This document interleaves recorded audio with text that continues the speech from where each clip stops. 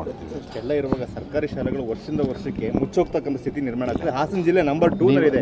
10ಕ್ಕಿಂತ ಕಡಿಮೆ ಇರತಕ್ಕಂಥ ಶಾಲೆಗಳ ಸಂಖ್ಯೆ. ನೀವು ಒಂದು ತಿಳ್ಕೊಳ್ಬೇಕಾಗತ್ತೆ, ನನ್ನ ಕ್ಷೇತ್ರದಲ್ಲೂ ಕೂಡ ಇದು ಇವತ್ತಿಂದಲ್ಲ. ನಾನು ಮಂತ್ರಿಯಾಗಿ ಸುಮಾರು ಒಂದು ವರ್ಷ 3 ತಿಂಗಳು 15 ತಿಂಗಳಾಯಿತು. ಸುಮಾರು ವರ್ಷದಿಂದ ಸರ್ಕಾರಿ ಶಾಲೆಯಲ್ಲಿ ಹೋಗ್ತಕ್ಕಂಥ ಆಸಕ್ತಿ ಸ್ವಲ್ಪ ಕಮ್ಮಿ ಆಗಿರ್ತಕ್ಕಂಥದ್ದು ನಿಜ, ನಾನು ಇಲ್ಲ ಅಂತ ಹೇಳೋದಿಲ್ಲ. ಅದಕ್ಕೆ ಕಾರಣ ಬೇಕಾದಷ್ಟು ಇರ್ತವೆ. ಶಿಕ್ಷಕರ ಕೊರತೆ, ಬಿಲ್ಡಿಂಗ್ ಕೊರತೆ ಬೇಕಾದಷ್ಟು ಇರ್ತವೆ. ನಾವು ಬಂದ ಮೇಲೆ ನಾನು ಒಂದು ವಿಚಾರಗಳನ್ನು ನಾನು ನೋಡಿದಾಗ, ಸರ್ಕಾರಿ ಶಾಲೆ ಮುಚ್ಚೋದು ಬಿಡೋದು ಒಂದು ಭಾಗ ಆದರೆ ಮಕ್ಕಳು ಸರ್ಕಾರಿ ಶಾಲೆಯಿಂದ ಬಿಡಬಾರ್ದು. ಈಗ ನಾನು ನೋಡಿರ್ತಕ್ಕಂಥ ರೀತಿಯಲ್ಲಿ ನಾವೇನು ಮಾಡಿದ್ದೀವಿ, ಒಂದು ಸರ್ಕಾರಿ ಶಾಲೆಯಿಂದ ಇನ್ನೊಂದು ಸರ್ಕಾರಿ ಶಾಲೆಗೆ ಬರ್ತಕ್ಕಂಥ ವ್ಯವಸ್ಥೆ ಆಗ್ತಾ ಇದೆ.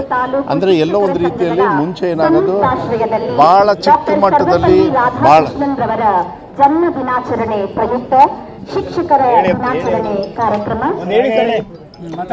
ಒಳ್ಳೆ ಒಂದು ಶಾಲೆ ಇದ್ದಾಗ, ಸರ್ಕಾರಿ ಶಾಲೆ ಇದ್ದಾಗ ಒಂದು ಕಡೆಯಿಂದ ಇನ್ನೊಂದು ಕಡೆಗೆ ಸರ್ಕಾರಿ ಶಾಲೆಗೆ ಹೋದರೆ ಪರವಾಗಿಲ್ಲ, ಆದರೆ ಖಾಸಗಿ ಶಾಲೆಗೆ ಹೋದರೆ ನಮಗೆ ಅವಮಾನ ಆಗಿಬಿಡುತ್ತೆ.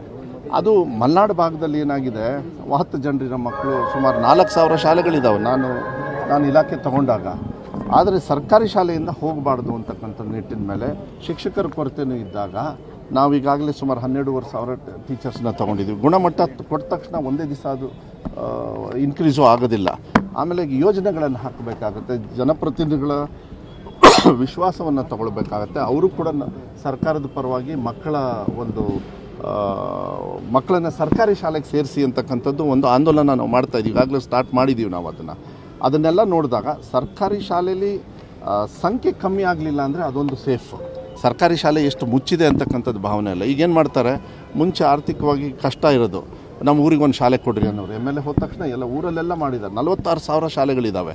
ಒಂದೇ ಊರಲ್ಲಿ 2-3 ಶಾಲೆಗಳಾಗ್ಬಿಟ್ಟಿದ್ದಾವೆ, ಸರ್ಕಾರಿ ಪ್ರಾಥಮಿಕ, ಪ್ರೌಢ ಮತ್ತು ಕಾಲೇಜು, ಈ ಥರ ಎಲ್ಲ. ಅವೆಲ್ಲ ಸೇರಿಸಿ ಒಂದಾದಾಗ ನಿಮಗೆ ಆ ರೀತಿ ಕಾಣಿಸುತ್ತೆ. ಆದರೆ ಒಂದು ಗ್ಯಾರಂಟಿ ನಾನು ಕೊಡಲಿಕ್ಕೆ ಇಷ್ಟಪಡ್ತೀನಿ, ಸರ್ಕಾರಿ ಶಾಲೆಗಳು ಮುಚ್ತಾ ಇದ್ದಾವೆ ಅಂತಕ್ಕಂಥದ್ದು ಮನಸ್ಸಿಗೆ ಹಚ್ಕೊಳಕ್ಕೆ ಹೋಗಬೇಡಿ. ಸರ್ಕಾರಿ ಶಾಲೆಯಲ್ಲಿ ನೋಂದಣಿ ಜಾಸ್ತಿ ಆಗ್ತಾ ಇದೆ ಅನ್ನೋದನ್ನ ನಾವು ನೋಡಬೇಕಾಗತ್ತೆ.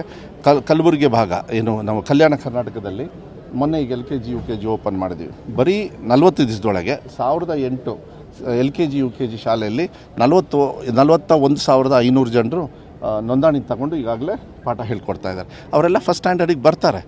ಅಲ್ಲೇ ಬಿಟ್ಟು ಹೋಗ್ತಾಯಿದ್ರು.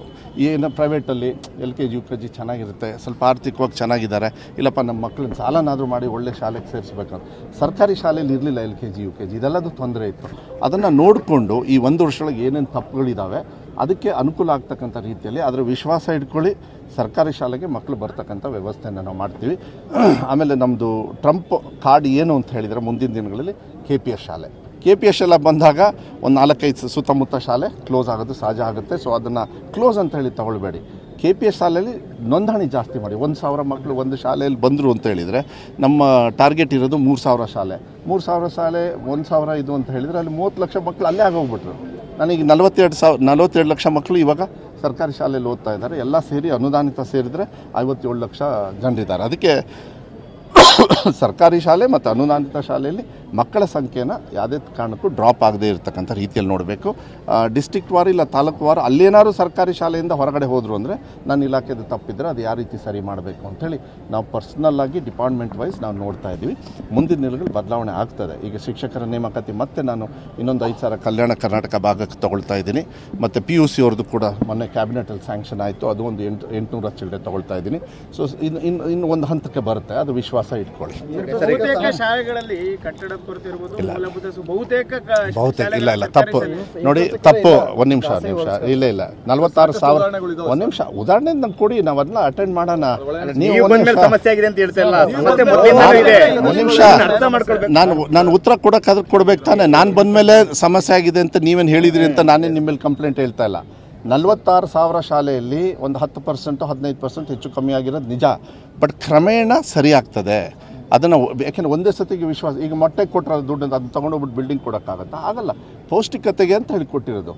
ಈಗ ಹೋದ ಸತಿ ನಾವು ಬಂದ ಮೇಲೆ ಹಿಂದಿನ ಸರ್ಕಾರದವರು 8,200 ಚಿಲ್ಡ್ರೆ ರೂಮ್ಸ್ನ ಸ್ಯಾಂಕ್ಷನ್ ಮಾಡಿದರು.